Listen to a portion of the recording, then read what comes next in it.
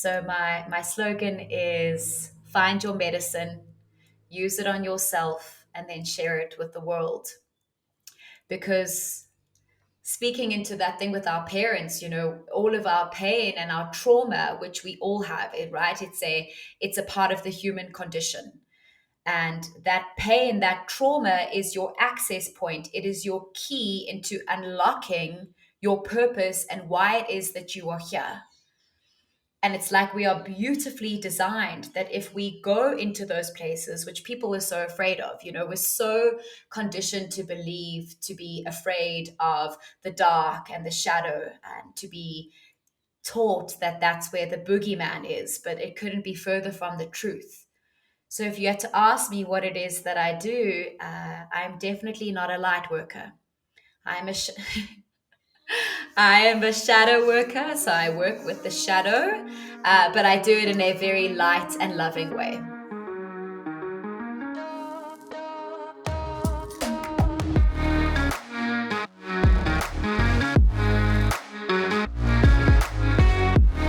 Lisa Lifetrain, it's good to have you on the podcast. Welcome. Darren, it's such an honor to be here. Thank you. It's an absolute pleasure. Like I was just saying to you, it's been a little while since I've sat down and had a conversation with somebody that's really piqued my interest. I've been having to focus my creativity in other areas for the last few months, but I've been feeling a calling to get back into the podcast, and it's always an interesting process as to the guests I have on because they kind of appear in my path, and it's always, it never ceases to amaze me. And when I had that very powerful experience with you at Retreat Yourself in the cacao ceremony that you hold, I immediately had this feeling like, wow, okay, this is a very powerful individual, and I really want to sit down and chat to you, hear a little bit about your story, because I feel that for somebody who I can sense has a really powerful energy, you kind of really do exude an authentic, liberated energy, and you stand quite firmly in that, and I can really sense that. And besides that, you working with in that ceremony, you were working with different levels of reality in terms of the spirits and the elements, and that really intrigues me, and been a part of my life over the last few years. So I think I would love to dissect the very, very powerful experience that I had with you, one of the most powerful releases I've ever had, and it was really unexpected. I still don't think I've completely dissected that.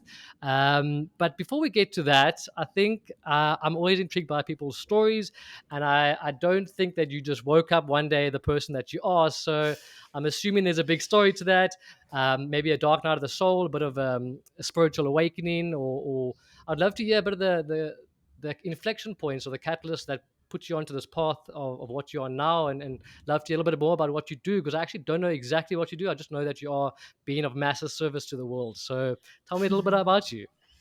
What a beautiful introduction. Thank you so much, Darren. And it was so beautiful to hold you in that process. So thank you for showing up for yourself and allowing yourself to go to those spaces.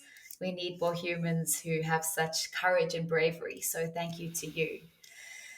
So lovely to meet you and everybody else face to face and to spend this Yeah. time together. My journey, where did it begin? I, as a little girl, grew up in a very volatile, not safe household.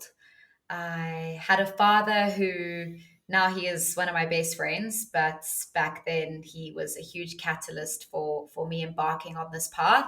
I had a father who has always been a very deeply spiritual man, but never really I've found has found his place here in this world, in this 3D reality, if I can say that. He was always the odd one out, and he was always the one who was misunderstood. And I think that this caused him to not have a understanding about life and also feel safe within his being. And that led to me growing up in a household filled with a lot of violence and aggression. So, as a little girl, I grew up in a space in which I was always questioning the world. And what I learned as a young girl was that the way in which we communicate is through violence and anger. So between the ages of 18 to about 21, when we are jawling and escaping, I was drinking a lot, I was escaping a lot, I was doing all the things that one shouldn't be doing at that time because of the amount of pain and trauma that I didn't want to confront. And at the age of 21, as you spoke of the dark night of the soul, I had the most fabulous, glamorous, over the top 21st birthday. And I got back home, and I actually hadn't spoken to my real dad from the age of 10. So I also went through a lot of abandonment issues. He moved to Australia. And at the age of 21, after my 21st birthday, I kind of went through this experience where I trip switched, and from all the alcohol, I lost it. And that night I tried to overdose, and I just thought that life is not worth living. And I woke up the next day after having people come into my house, my mom and my stepdad's sister, having to help me get all of these pills that I'd taken out of my system, thank goodness. And I woke up the next day and I realized that I have a problem. I have a problem and I need to sort that out. Otherwise, I'm going down a very lonely, long, dark path that is just going to end up me basically obliterating myself. And at the time, I was running a marketing and promotions company. I've always been an entrepreneur, so I've never worked for anyone ever. And a friend of mine said to me, I think you need to come and do this thing called Reiki with me. And I was like, what is that? And she said, I don't know, it has something to do with energy healing. So I arrived at this woman's house on a Saturday and we sat in her garden. And she asked me to rub my hands together and close my eyes. And she was covered in tattoos of dragons and moons and all these mystical things. And I was like, this woman is really weird. Like, I'm a part of a cult. And she got me to rub my hands together and then pull my hands apart, and for the first time in my life I felt energy inside of my hands, and I was like, wow, this is wild, this Mm. is crazy, what is this? So that was 13 years ago, and ever since that day I have embarked on a journey of deep self discovery. So, my journey began learning with a very powerful shamanic teacher. And since then, I have been learning and studying from many different lineages and many different teachers from around the world, and embarking on journeys that allow me to go into the really deep, dark spaces inside of myself and learn the necessary tools in order to hold others and take others to those beautiful, magnificent, deep, dark places within themselves.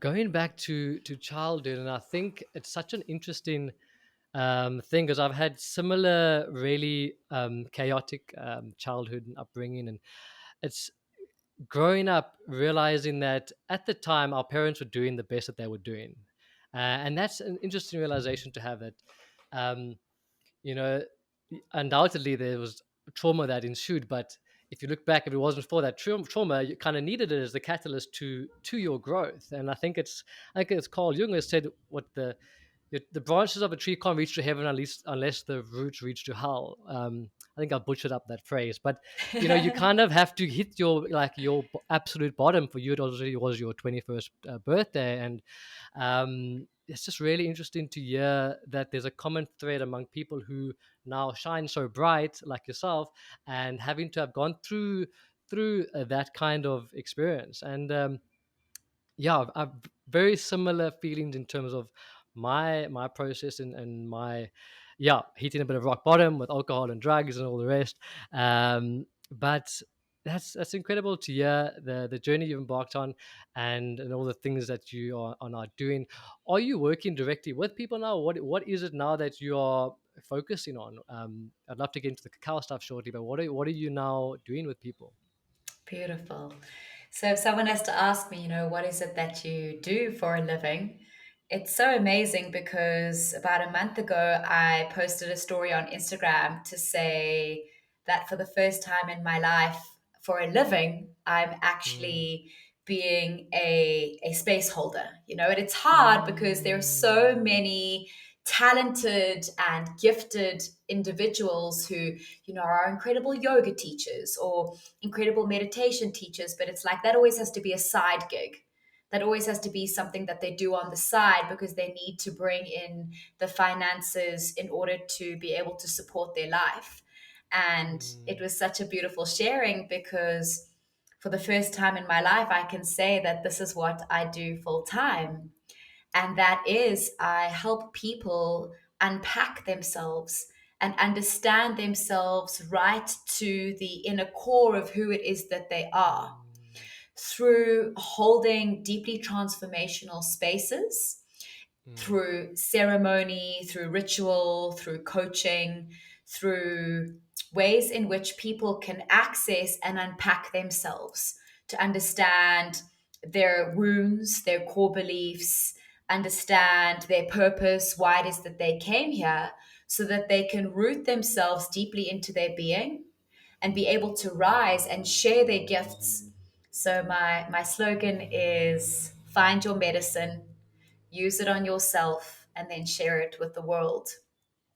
Oh, amazing. Because speaking into that thing with our parents, all of our pain and our trauma, which we all have it, right? It's a part of the human condition.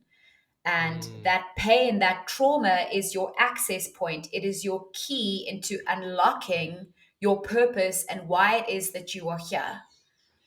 And it's Mm. like we are beautifully designed that if we go into those places, which people are so afraid of, we're so Mm. conditioned to believe, to be afraid of the dark and the shadow, and to be taught that that's where the boogeyman is, but it couldn't be Mm. further from the truth. So if you Mm. had to ask me what it is that I do, I'm definitely not a light worker. I'm a sh- I am Yeah. a shadow worker, so I work with the Amazing. shadow, but I do it Mm. in a very light and loving way. Okay. The shadow work is something I've only started to realize over the last, say, 3 years, when I started to really delve deep in the work, whatever that means. But I think we can sometimes delude ourselves into thinking we're doing the work, but if unless we're really willing to actually take a hard look at our own shit and be like and dissect it and realize there's a reason for those toxic patterns or behaviors or whatever it is. Um, Only once I really started doing that kind of shadow work, that deep work through ceremony and mostly plant ceremonies, uh, which I thought was the kind of the the be end all of healing. But I've come to also realize that you don't have to go and do psychedelic work to do deep healing. And a case in point was your cacao ceremony, and I I can't believe the transformation that I had in that space. But yeah, shadow work. Just touching on that, it's something that I think a lot of people are kind of just are not really aware of, or not keen to go there, but that's ultimately where the most I found the most layers have been peeled back that allow me to be more authentic and be more real and actually not give a shit. Um, your work that you did on yourself, in order on your process, what did that involve? Various kinds of ceremonies, or what mainly was it that allowed you to go deep within yourself? Beautiful. So, yes, I started delving into the world of psychedelics and plant medicine at about the age of 21. So, I mean, I went Oh all out. wow. Okay. Even before ayahuasca was a thing here in South Africa. Oh wow. Okay. Yeah, I OG. mean, this was like 13 years ago. I remember going Ah, to my okay. first ceremony, and there were like all of these people, and they were so much older than I was. And I went by myself, and I just Sure. felt this calling to go and work with this plant medicine. So it definitely has had the most beautiful space with regards to doing the deep work. However, I also find nowadays that because it's become fashionable to drink Mm, plant medicine, people have kind of bypassed the daily work that we need to do in order to integrate our shadow self. And for me, that's where the real deep work happens, right? Because it's very easy to go on a retreat and sit in that space and to confront your shadow and all these things. But then 2 weeks later, you're back in the real world and something comes up and you don't know how to process that. Mm, So for me, it's about being able to create the space and understand the tools that we need in order to process these things that are coming up on a daily basis. mm, So, as human beings, the first and foremost is that we don't know how to hold ourselves. We haven't been taught how to create the space to go into process. So when we go into a ceremony, what it's doing is it's opening up different parts of our consciousness and it's allowing us to access our higher self, but as well as our lower self, right? So the shadow world, our physical self, this human form, and then our higher self gaining access to the spiritual world. And mm, we don't need plant medicine to access those parts of ourselves. mm. And it's beautiful. It's an amazing tool. I hugely Yeah. respect it. I'm going to do a thing called a vision quest next month, which I'm petrified for. We could talk about that in a little bit. Wow. But we can create that space for ourselves. So I have a lounge area with a big, massive altar, and this is my ceremonial space. And in ceremony, for me, that is daily meditation.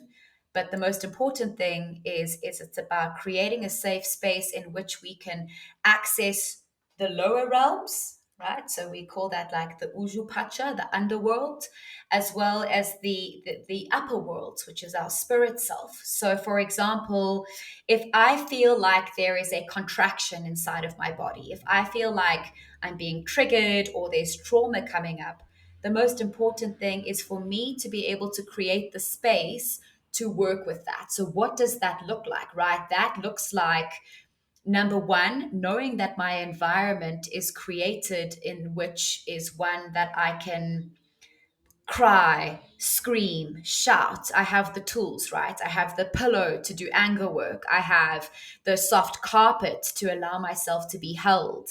I have the tools in which I know how to calm my nervous system, how to release trauma from my body. And these are all tools that I've learned over these years. But I believe that the biggest amount of growth happens on our daily lives and not just going to a retreat and drinking plant medicine for a weekend. So, it's like when I'm working with a client one on one, the first thing that I say, and we sit on the ground always, because the ground is all about humbling yourself, that we know nothing. We always have to come from a place of Mm, knowing nothing in every moment. And I mm, always say to a client, you have no idea how brave you are to come and sit in this space, because we're about to unpack your entire being. And that goes down to your deepest shames, your pains, your traumas. And through this experience, what we're learning is the tools of how to understand ourselves when something comes up in our life. So for me, it's like, I am not a teacher. I'm not here to teach anybody anything. I'm here to be a mirror to remind them of the tools that they have inside of themselves. But we've forgotten those tools because we've been conditioned as society to not go into the dark.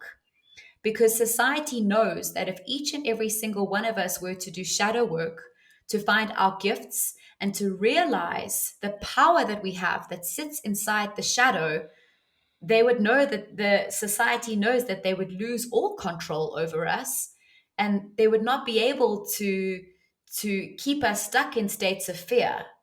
Because what happens when we create the space to go deeper into our underworld, into our shadow, and have these tools, we access those parts of ourselves that we can then bring to the light.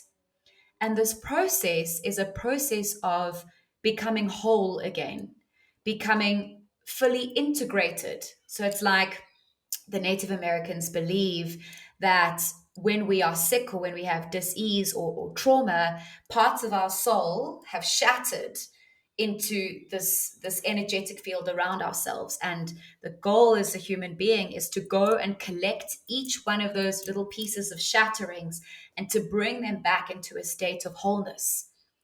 And I believe that that happens when we can hold ourselves on a daily basis and not just over a weekend retreat. Wow, that's powerful. I actually had a conversation with a good friend of mine after last weekend. So we had a bit of our own kind of friends retreat, and it really echoed that conversation of what you were expressing now. And I think it's so poignant that, I mean, I think I've also fallen into that trap. We look for these fixes, like, oh, I'm going to go on this big journey. I'm going to go on this big experience or this big life changing thing that's going to help me. And yes, those are all great. But like you say, it is really the day to day, the mundane that is really what counts. And we were talking about this retreat we had, where we had an amazing community come together and just had an epic time. But in talking about that, we were dissecting it and saying it was actually all the pieces before that, the mundane things that we had put together, that culminated in, yes, an amazing magical experience. But you can't just have the magical experience; you have to have the day to day before that. And I thought that was, yeah, it came up for me while you were sharing that, and I think it's really really on point what you're saying. Regarding the space holding, it's a concept that I've battled to really fully understand, and I think. What you were sharing there, it's, I mean, we can only, the further, the more work you've done on yourself is what you can do for others. So if you can't hold space for yourself, you can't hold space for others.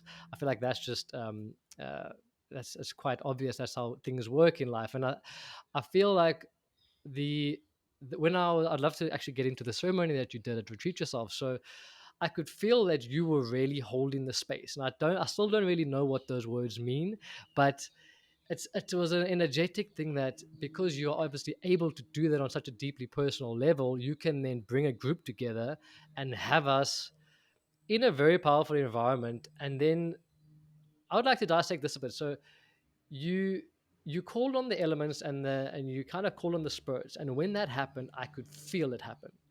You also asked us to, and this is where my experience came into. You asked us to um, say out our parents and our grandparents' names to kind of call their energy into the space. Is that what you were doing, asking them to come into the space? So, did you want to ask something? No, no. I was going to go into actually describing my experience, but maybe I should do that, and then I'll let you explain what it is that you were doing. So for me, I'll just share that what happened. I had just come out of the sweat lodge that morning and feeling very obviously opened, and um, I had done a cacao ceremony before, but a little part of me was like, I doubt I can journey with cacao. Uh, but little did I know it was going to be a very powerful journey. But obviously, cacao is definitely I don't know too much about cacao. I know Tara makes cacao often, and I really enjoy it. I have cacao with my microdoses. It really is a heart-opening, beautiful medicine. Um, but I've never really journeyed on it. But we had cacao in the ceremony, and then it was I wasn't sure what to expect, but then you called in the spirits and you held such a powerful space that I could feel a shift in energy, and then when you asked us to call in our parents and our grandparents, I was like, oh no. And as I said their names, for me, like in my dad's lineage, there's no expression of emotions, and there's deep traumas there, and same on my mom's side, and there's no deep work at all in terms of facing that. So all of a sudden, I felt their presence, and then all the trauma and pain that they had gone through, like, decided to come through me. And so I sat there, and it felt like for like an hour I was just in. I haven't been in such excruciating pain, and I haven't released and cried like that probably since I actually don't even know when. And it was, I had to just let it. It was all the horrible things that happened to them, was it was their pain coming through me in the most powerful way that yeah, it's still quite an overwhelming thing to have experienced, like a generational healing. Like, I feel like they used me as a vessel, their energy, to express what they'd been through. And so that was like mind blowing to that can even happen. I've heard of generational healing. I've heard of this kind of thing. And I've done ceremonies where I've cried in terms of my own traumas from childhood, and I've thought that I'd released it, but I didn't realize how deep this healing actually goes. And so, first of all, thank you for that. It was really amazing. And Yeah, that's why I wanted to get you on the podcast, because that was a life changing experience. And yeah, what were you doing there? What was what was happening there?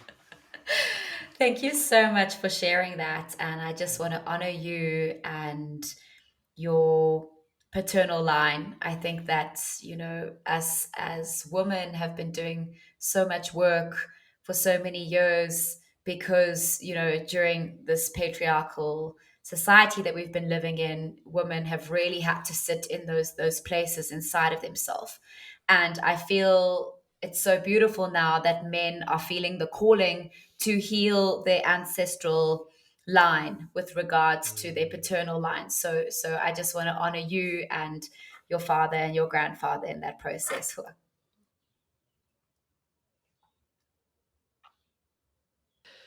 One thing I realized is, like, the more you heal yourself, the more you realize you can only heal yourself, and you actually can't heal others, although you want to. And when you first start this process, you're like, I need to help and heal and help, but you actually realize that you can only ever work on yourself, and that's yeah. Yeah, I was um, like that when I had my awakening. I was like, I'm going to heal the world. And I would go yeah. to bars and I would meet strangers and I'd be like, I can help you. um, Yeah. so, first of all, I would just like to say that when I go into a ceremonial space, I never have any idea as to what I'm going to do. It's never Mm, planned. The only thing I have is a playlist. That's it. And for all the years that I've been doing this, it's like I think to myself, oh, well, you must plan this and you must do that and you must write notes. And every time I've done that, the note will get wet or I will lose it or mm, something will happen. And what I realized is that these spaces that I hold actually have nothing to do with me, nothing. I am simply here to be a channel and a vessel for spirit. And in this realization, it's so beautiful because what I've realized is that I really don't like to put labels on things because I simply am just I'm mm, just me, right? So mm. it's a frequency, it's a resonance. But I really love the idea when I was doing one of my shamanic trainings, and they were saying like there are all these different types of shamans. And there's one called an air shaman. And an air shaman is the shaman of the voice, of speaking, of storytelling. And I was like, oh my goodness, that's what I am. It's like the X-Men where we all have these beautiful different gifts. Yeah. So for me, it's the ability to I can't see spirit. I can Mm, feel spirit. So it's mm, like the messages come through my body. mm, So I can look at someone's body or a group of people, and what I can feel is their traumas. And then what happens when I step into a space is that I get the messages of what we need to do within that ceremonial space to release those specific traumas. So, for example, in that mm. ceremony that you were in, I had no idea that I was even going to call in, our grandparents and our parents. That was never a part of the plan. I didn't think that that was what was going to be called for at Retreat Yourself. So, even when Wow.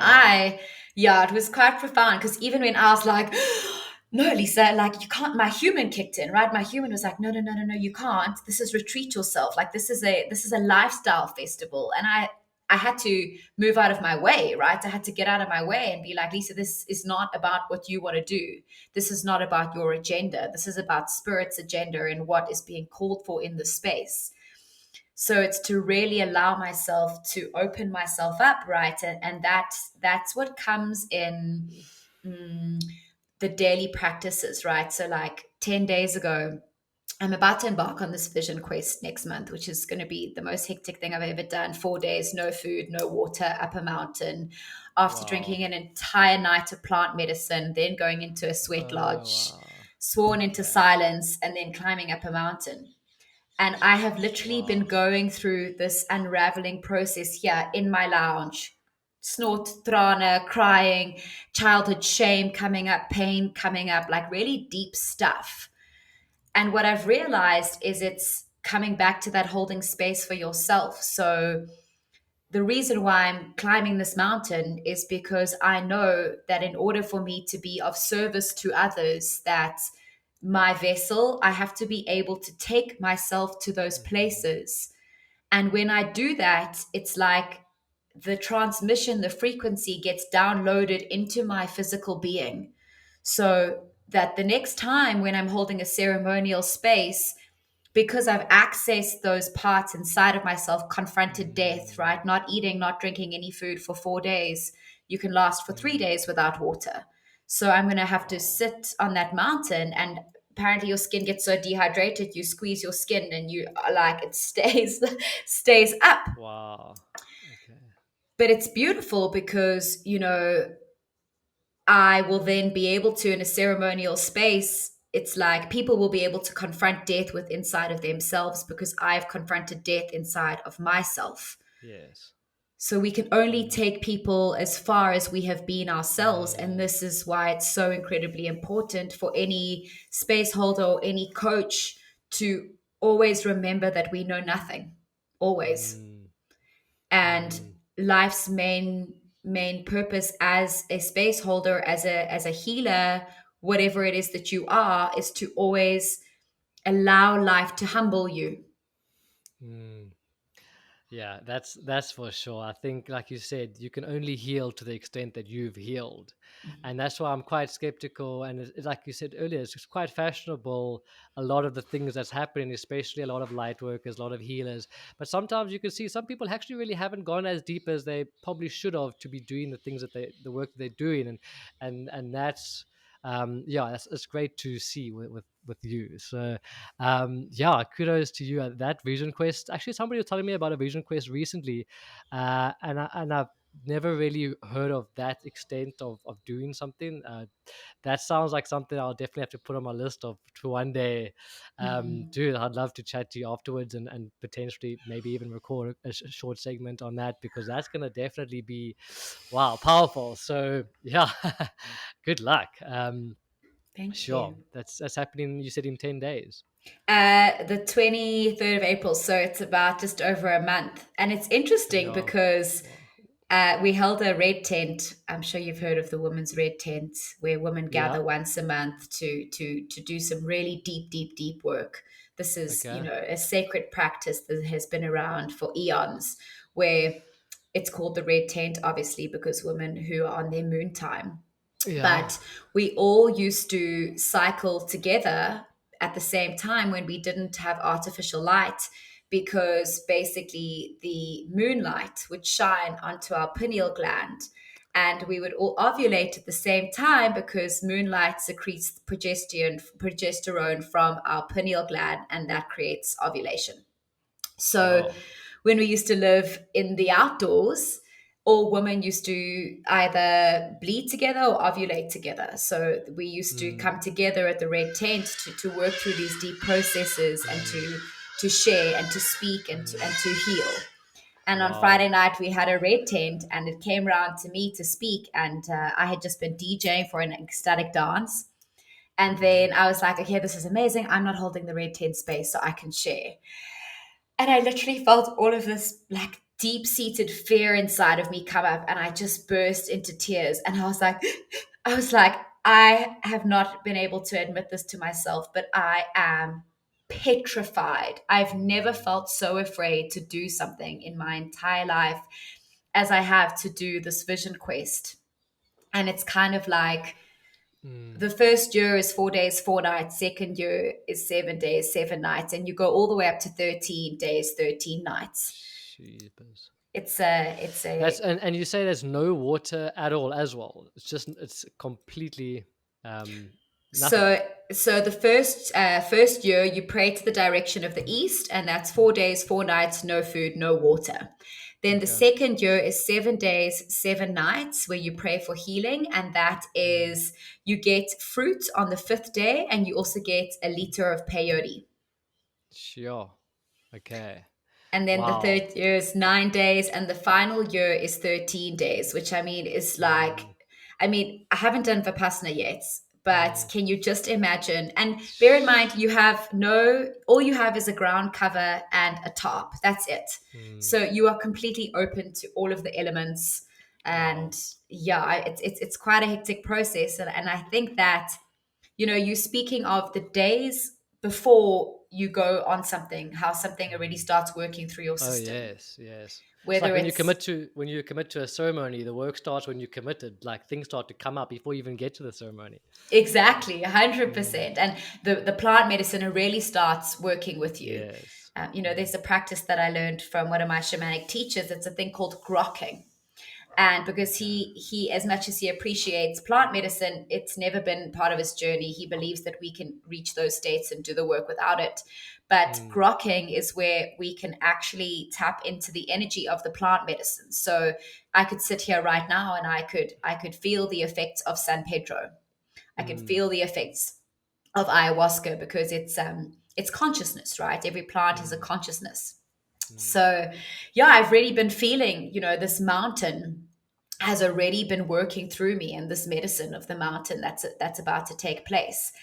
And Mm. once again, it's so beautiful because it's humbling me to remind me that it doesn't matter how much I've studied, what I've learned, the processes that I've gone through. I'm sitting Mm. here humbled to know that I know nothing, Yeah. and that I'm always, always, always learning. Yeah.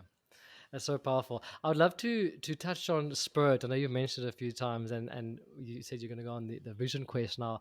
I definitely think there's a reason why, if you look at all the major religions and traditions, I mean, like Jesus went up into the desert for 40 days, and there seems to be a powerful spiritual energy in fasting and actually depriving yourself and of food and water and all the rest.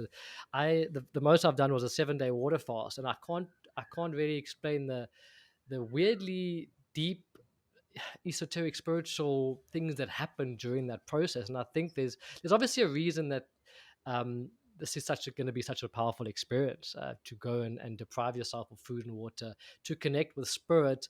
And I'm still trying to figure out what that even means, but um, that relationship to spirit, I've got a kind of an aversion to the word God. I went to a Catholic school, and it wasn't really, it kind of put me off religion. So I've been trying to figure it out, like, what is this higher power, this higher consciousness, this everything, that surrounds us, that we are also part of. um, Cultivating that relationship with spirit. Would you be able to talk to that a bit, for those people who don't really know what that even means? And is that in the daily habits? Is that, what does that mean to you, spirit and connection to the divine? Beautiful, great question. So it's so funny that you talk about the whole idea of God. So Mm. I recently confronted and admitted to myself that I have a God wound. So I too grew up in a first part of my childhood was like, God doesn't exist, none of that. That's all a load of crock of rubbish. Mm. And I recently realized that I have a God wound, and many of us do, right? And it's I think like, I do. yeah, yeah. Definitely. And recently, after having confronted my God wound, I now pray to God. It's been the most crazy shift. I used to pray to the universe, like, oh, universe, universe, spirit. And now I pray to God, which is, and this has been Okay. in the past, last October. I dealt and confronted with my God wound, right? And Wow. it's so beautiful because everything, this human experience that we're having, is all about duality and polarities. So there Mm. is always an opposite end to the polarity, right? So it's like Mm. masculine, feminine, God, goddess, father sky, mother earth, dark light, love, fear. And that's essentially what it is, right? Is it's this, in this human form, we get to experience those two opposite ends of the polarity. So we wouldn't know what war is if we'd never have peace, vice versa. We wouldn't Mm. know what peace was if we didn't have war. So for me, it's about really understanding that God, for me, is, first of all, everything is just labels, right? So we're just identifying with a higher power. God, for me, is that the Father. And I think that I might have had a God wound because I had a father wound. So the two are intricately connected, right? It's like the masculine, the divine masculine. And for me, God is that higher force, that higher power in which I know that I am unconditionally loved and seen for who it is that I am. I mean, I can't believe I'm even speaking like this. These words would never come out of my mouth 6 months ago, but like, Mm, I am created in the eyes of God, and each and every single one of us are, that we are so perfect in who it is that we are. But we have to unpack ourselves in order to be able to see that.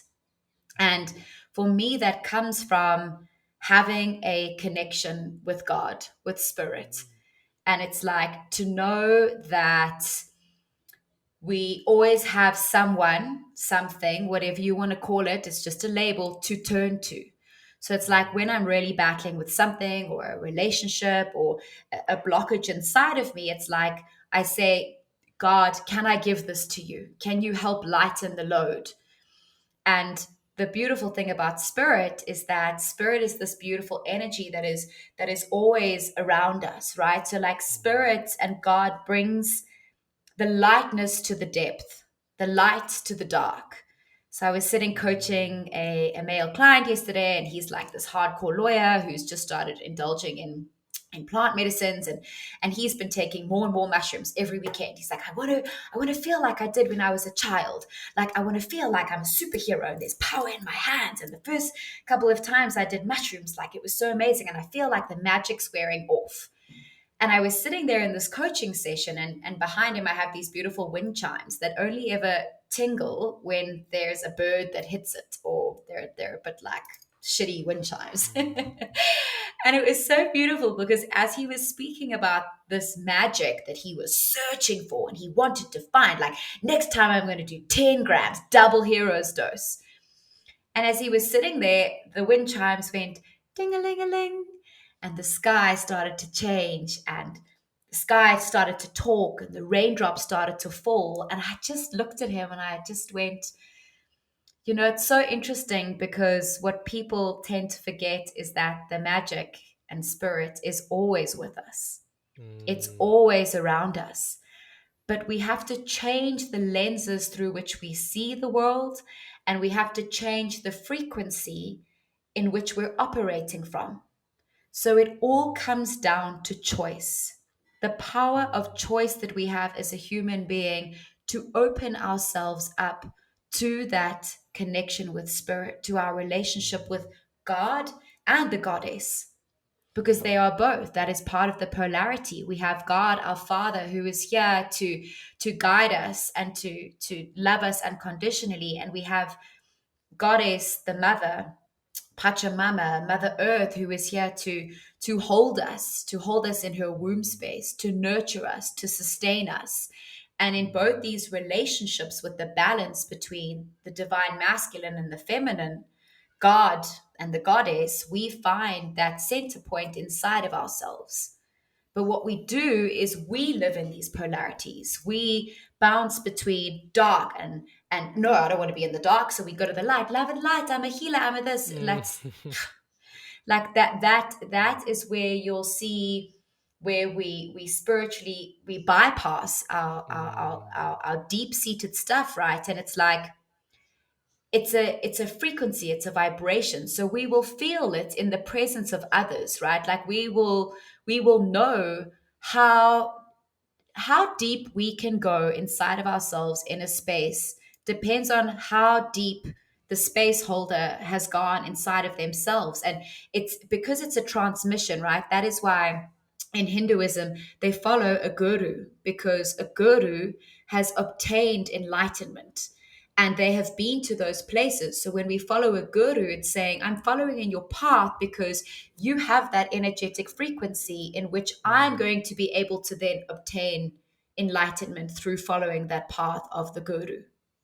The ironic thing is, it came up when you were talking about the client of yours, like searching for the magic. It feels like that was me for many years, like searching, searching, searching for this magical thing. And it's like the more you search it for it, the less you're gonna kind of have it. It's such a yeah, kind of backwards thing, but beautiful. Yeah, I've only recently started to what you would call pray. I think it was a concept for me that was not within my paradigm. Um, but then through all this transformational experiences and work and all the rest, getting an understanding that there is something that we don't understand. There is a higher power, a higher spirit, and the way you articulated all the different aspects of that, I think, is beautiful. But actually being able to be humble enough to sometimes be like, you know what? Yes, I am a creator of this reality, and I can create the life that I want, and I can this. Sometimes just to fall back and be like, actually, please, can you help me with this? And I've had a couple of experiences where I've actually just verbalized that I had a breakdown the one morning, and I was just like, please, can you help me? I need to find, this is an example, I need to find a new house. Our lease was coming to the end. Basically, by all logical standards, it would be impossible. And I was like, I'm going on faith, yeah. And the couple of times I've been on faith and I've actually left it in the hands of spirit, that same day after I prayed, it came to me. I was like, what? I can't believe how this seems to work. And I think there's so much truth in, I think Jesus said it. It was like, ask and you shall receive. Sometimes just when you are in communion with whatever it is you want to call it, God or spirit, and realize that there is a guiding force that can have, I suppose, an effect in this reality, that you can actually, if it's for your highest good, really ask, and you'll be surprised at how often the things in your life, the synchronicities, the things that start to happen are nothing short of actually magical. Mm. um so yeah, it's been interesting to cultivate that relationship with spirit and to see the magic start to really more and more and more around us, as we unpack the stuff And that's holding us back from that. that's so beautiful because that's all we have to do. And it's as simple as that, to ask. Mm. I remember when I was first learning about all of these things and these beings and these guides and all of these things that are here to help us. And I was like, whatever, that's such a load of Yeah, BS. yeah, Like, yeah. and then one of my spiritual teachers said, ask for a sign. So I was like, okay. So I was having like a salt bath one night, and there was a candle behind my head, and then there was a towel behind me, but the candle and the towel were very far from one another. And I was sitting there all smug in the bath, and I was like, okay, show me what you got, guys. I was like, give me a sign. Give me a sign. And all of a sudden, literally not even 30 seconds later, I felt like there was this massive sunshine. Like I was like, oh my God, I'm going to turn around and there's going to be like this massive spirit behind me. And all of a sudden, the sunshine started getting hotter and hotter and hotter.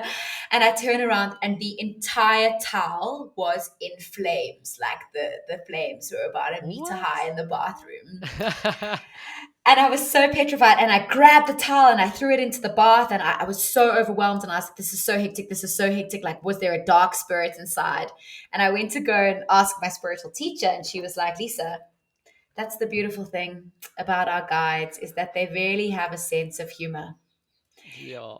And it was so great because often all we have to do is to ask. I remember the first Mm. time ever that I prayed. I lived in a van and traveled halfway around Australia by myself. And I was in a really big, massive car accident on the biggest sand island in the world, an island called Fraser Island, where our car flipped into the ocean, and I was basically sinking into the ocean, stuck underneath the dashboard. And I had to go through this whole process of confronting death. And I asked Spirit, I was like, "Am I going to die?" And the message was, "No, just hold on. You're going to get out of this." But I'll never forget getting out of the car, finally pulling myself out of the car and into the ocean and like swimming around the car. And this basically, there was no cell phone signal. There were no houses on the island. The only thing that there were tourists and big unimogs, camping sites.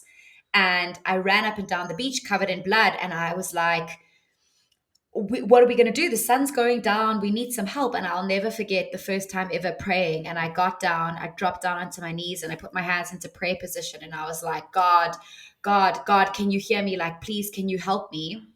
And it was the most beautiful thing because about 20 minutes later, like finally the police arrived and the ambulance arrived, but no one could help us because there was no accommodation for us to sleep in. And then I saw this big Toyota Land Cruiser. Now, bear in mind, I'm on an island in the middle of nowhere. And I saw this massive Toyota Land Cruiser driving towards us. And I see this big burly old man sitting with a hat and a big belly sitting in the front seat. And he's like speaking in his accent. And I'm like, And I ran to his door and I'm like, oh my God, are you South African? And he goes, ach nee man, kom hier so Mexicans. And I was like, what? And he got out the Oh, car and he like just held me as I collapsed. And wow. when I went back, they were looking after the only place that had accommodation on the whole island. And when I got back to the house, I was busy telling his wife what happened. And she said to me, Lisa, we got a phone call on our satellite phone that said there's been a very bad accident on the beach. And she said, my husband said, we need to go and walk to the end of the lawn and look down the beach. And they saw that the police and the ambulance and everything were there. And then he was like, everything's fine. So they went back inside and she carried on eating her dinner. And her husband ran inside the house and he grabbed her plate off her and he said, we have to go. Someone needs my help. And this woman burst into tears in the kitchen and she was like, Lisa, my husband heard your prayers. Wow. And yeah, that day I realized the power of prayer and how amazing it is. It's I can't explain it, but it's real. Sure. I get the goosebumps just all through my body listening to that. Thank you for sharing that. Wow. It's still hard for the logical mind to comprehend. And that's why it's even so hard to even talk about, because it's something that needs to be, it's like that gnosis, that knowing, and you have to discover that. And it's but the power of it is it's unreal. It's yeah. Wow, thank you for sharing that, Lisa. I want to start to wrap this up. This has been beautiful, and I would love to do more of this. But before we leave today, I want to find out, for the people listening, and who are wanting to know more about you, but also wanting to take a starting point. Like what are some of the daily habits that you infuse into your life that really expand your life? And what are the recommendations you, as a starting point for people, like to get onto this path of kind of liberation? Beautiful. What a great question. The most important thing, well, the first step I would say is the intention, right? So the intention to want to deepen my relationship with myself and with spirit. So to create a space in your home that is, it's like the space to create this relationship. So it may be a corner in your house or a spot in your bedroom. Actually, not in your bedroom, because that's where your sleep energy is, but to create a space in which you can go to pray, to meditate, to do ceremony, to do process work. So to create that space, because that is setting the intention of this energy is going to be, this space is going to be used for that. That's the first one. Then the second one is to start asking yourself questions, right? So self-inquiry. So how do we self-inquire? The biggest thing for me that I use as a tool is to witness what is happening in my external environment. So to see where I am out of balance. So that might be in my job, in my relationship to finances. It might be certain blocks that are coming up for you in your life, because that is a great entry point. It's a great gateway to be able to start asking yourself those points, right? So like, where am I blocked in my life? Then to have your daily practices, and there are so many different daily practices. So for example, if you, okay, I mean, I was going to say breath work, but that's quite far along the journey, because Mm, it's quite a challenging one for people to just get the hang of easily. But I mm, would say start with 5 minutes of sitting with yourself on a daily basis. So literally sitting, closing your eyes, watching your breath, watching your thoughts. And then to have a daily journaling practice, because a daily journaling practice allows you to access parts of yourself that sit deep within your subconscious, your unconscious mind, that may come up during meditation. So to ask yourself the two simple questions that I ask everybody in order for them to begin to get to know themselves is, what is going on in my heart today? And what is going on in my body today? because that is going to get you to begin to create this relationship with yourself, because your body is an internal mapping system. Your body is what stores the memory, the blueprints, and all of the trauma inside of us. Then the next one is to be able to understand how to work with your different emotions. So, emotions being energy in motion, we need to be able to transmute and move energy through our bodies. So, what does that look like, right? So, it's like if you are angry, how do I process my anger? Screaming and shouting into a pillow, stamping my feet into the earth, a dance practice. Another beautiful, simple way of beginning to understand a deeper relationship with yourself is start a yoga practice. Yoga has been a huge, big entry point for me to understanding myself. Sign up to a yoga studio, watch some YouTube videos. Then the next one is find yourself.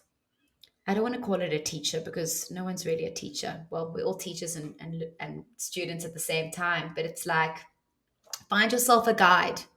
Mm, Find yourself a guide that is going to be able to make you feel safe and hold you so that they can help you see who it is that you are. Create the space, they will create the space for you to witness yourself. So it's to find a guide who you resonate with and to shop for one, right? Shop for a spiritual coach, shop for a coach. It's mm, like maybe you're looking for more of a coach because you let's say the spiritual side's a bit too woo woo for you and you're just like, oh, it's a bit too much, then maybe a coach is better. But if you're wanting to open yourself to understand yourself deeper on a spiritual level, then maybe it's a spiritual coach that you're looking for. So, what is it that you need? And to identify those things in your life where you feel as though you could spend some more time in those spaces. And then the last most important thing is to have a daily practice. So I like to, whenever I'm teaching corporate mindfulness, so I teach a lot of mindfulness to bankers. And they always say, like, oh, yes, it's great to learn about mindfulness, but we don't have the time to go and sit in a cave. mm, So the one thing I invite them to do is like set yourself up a challenge. So to do a challenge of 7 days, I'm going to meditate every single day for 10 minutes. Or 21 days, I'm going to do a dance practice for 5 minutes every day for 21 days. And it's so beautiful because it gives you this ability to set yourself this challenge in knowing that, okay, cool, uh, each and every single day you're learning something more as well as you are changing in that process, so you're only adding value to your life. So it's like, what little daily practices that can I add to my life in order for me to create a deeper relationship with myself? Because when we know ourselves, we know the world. Uh, that is, yeah, beautiful. Thank you so much, Lisa. I am personally going to take definitely some of those points and apply it to my life. Namely, one being, and I think that just hit home for me, was creating like a sacred space. And I think I'm so used to having my little area upstairs, yeah, where I kind of do my morning routine, do a bit of breath work, or do whether I'm going to do a meditation or whatever it is. But I kind of just find my mat, put it down, and do it. But I don't actually make it part of my more of a sacred space, and I think that's definitely called out to me to do, and so I'm going to do that personally. So thank you for sharing that. That is really powerful. This conversation has been powerful, and I'm so grateful, so thank you so much. I would love to carry on. This thing cuts out now at an hour, so please, can we one day when you're feeling called to share about your vision quest, if you are keen, we can get together. I'd love to dissect that, because I personally would love to actually set the intention to do one of those. My next one is this. I would love to do the Vipassana 10-day, and yeah, that's also been calling, but I'm very, very curious. So thank you, and I'll definitely be in touch. Oh, beautiful. Thank you so much for having me, Darren. It's an absolute pleasure. Actually, before we go, where can people find you if they want to socials, all the rest? I will put it in the link in the show notes. I will put your details there. But where's the main Beautiful. place that you operate? Fabulous. You can catch all of my crazy shenanigans and lots of dancing and all the triggering that I do on Instagram, which is Lisa Lifetrain. And then if they want to find out more about my services and retreats, I've got some retreats coming up in Kenya and some really beautiful things. That is www.lisalifetrain.com. Oh, amazing. Okay, well, I'll definitely put that in the show notes, and I got a feeling this will not be the last time we have an encounter. So thanks so much, Lisa. Thank you, Darren. So much love. Ah, likewise.